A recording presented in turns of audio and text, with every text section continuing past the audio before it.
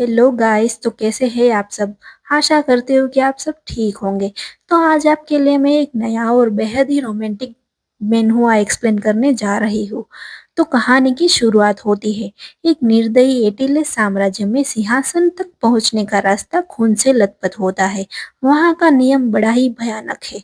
सम्राट अपने साम्राज्य को मजबूत बनाने के लिए एक वारिस पैदा करता है, लेकिन उस वारिसों को ही एक दूसरे को मारकर सत्ता के लिए लड़ना पड़ता है। सिंहासन का नियम सीधा है, मारो या मारे जाओ। जो भी आखिरी तक जिंदा रहेगा वही अगला सम्राट बनेगा। इसी निर्दयी परंपरा में एक बच्चा उभरा जिसने सभी को हैरान कर दिया। सिर्फ 13 साल की उम्र में उसने अपने बड़े बड़े भाइयों और बहनों को एक एक करके बड़ी चालाकी से और बेरहमी से मार डाला। जब बाकी वारिस आपस में साजिशों में उलझे थे, उसने बिना कोई दया दिखाए उन्हें भी खत्म कर दिया। और उसका आखिरी काम तो और डरावना और घिनौना था। उसने अपने कटे हुए भाई बहनों को सिरों के बालों को आपस में बांध दिया और उन सिरों को सम्राट के सामने पेश किया। सम्राट, जो खुद निर्दयी और ठंडे दिमाग का व्यक्ति था, यह दृश्य देखकर वो बहुत खुश हुआ।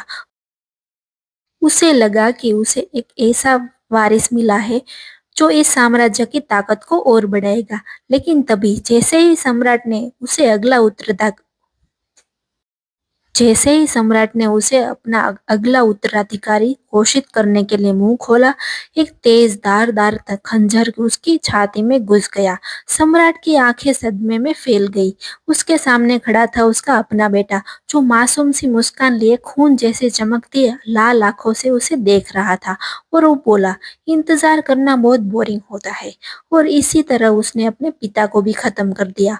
और उसका नाम था रानेलो एटिलिस। एक 13 साल के लड़के ने अपने ही परिवार और पिता को मारकर सिंहासन पर कब्जा कर लिया। और समय हमारा आगे बढ़ता है। उसकी शादी का दिन दिखाया जाता है। बड़े से चर्च में शादी का समारोह चल रहा था। सुनहरी रोशनी में नहा नहाई हुई इमारत लाल रंग के शाही झंडे में हवा में लहरा रहे थे। और चारों ओर गुलाबों की खुशबू फैली हुई थी। बाहर से सब कुछ सुंदर और शाही दिख रहा था, लेकिन अंदर माहौल में तनाव की मोटी परत है। दुल्हन एलिस साम्राज्य की सम्राज्ञी वहां खड़ी है, लेकिन वो कैद में बिकी हुई दुल्हन जैसी है। उसके हाथ कांप रहे थे। अधिकारी ने जैसे ही रिंग एक्सचेंज की रस्म शुरू की, उसके उंगलियों की अंगूठी का वजन असहनीय हो गया। उसके दिमाग में एक ख्याल आया, अगर मैंने अब भी ये रिंग गिरा दी तो क्या मेरी गर्दन भी वही नहीं लुढ़क जाएगी।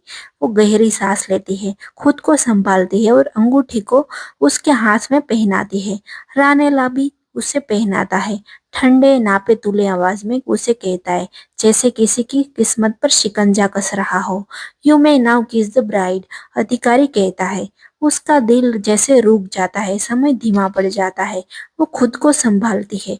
क्या वो उसे किस करेगा, क्या वो कुछ और करेगा, पर वो कुछ नहीं करता। खामोशी इतनी गहरी कि डर से अपनी पलकों को ऊपर उठाती है। वो उसे देखती है। रानेला एटिलस, वही राक्षस सम्राट जिसने खून के रास्ते सिंहासन पाया था।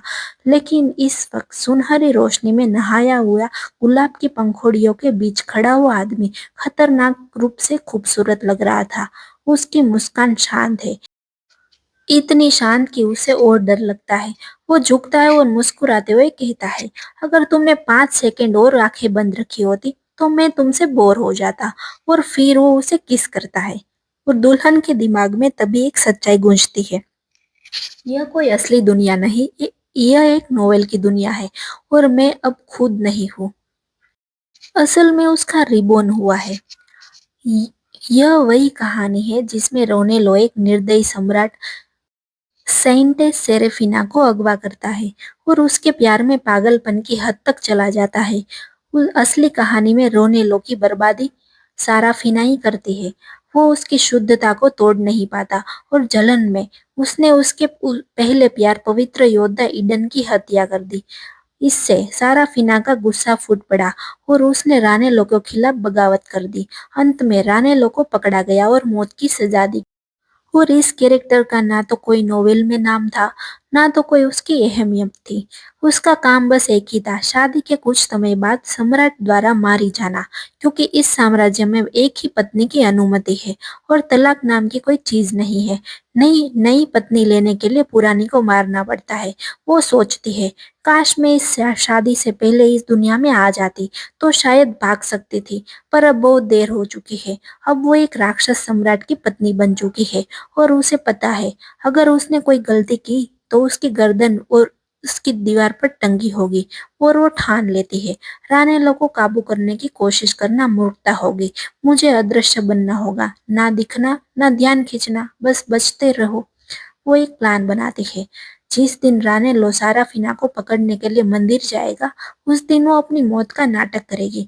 रानेलो को साराफीना और रानेलो साराफीना में इतना डूबा रहेगा कि वो इस बात की जांच भी नहीं करेगा कि रानी सच में मरी है या नहीं। इस तरह वो कहानी की तई मौत से बच सकती है, लेकिन तभी उसकी ये सोच अचानक एक मुलाकात से चकनाचूर हो जाती है। दरअसल राजा वहां पे आ जाता है और वहां पे आके उसके सामने मुस्कुराता है और कहता है, क्या तुम मुझे नजरअंदाज कर रही हो महारानी? उसकी तो सांसें रुक जाती है।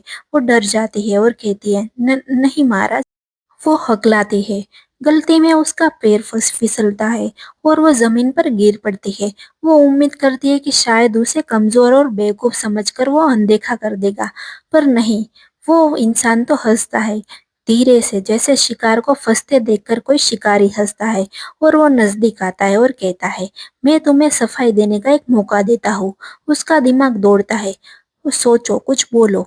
वो झट से कहती है, वो मुझे एक पुरानी बीमारी है महाराज। आपके सामने बोलने में मुझे तकलीफ होती है।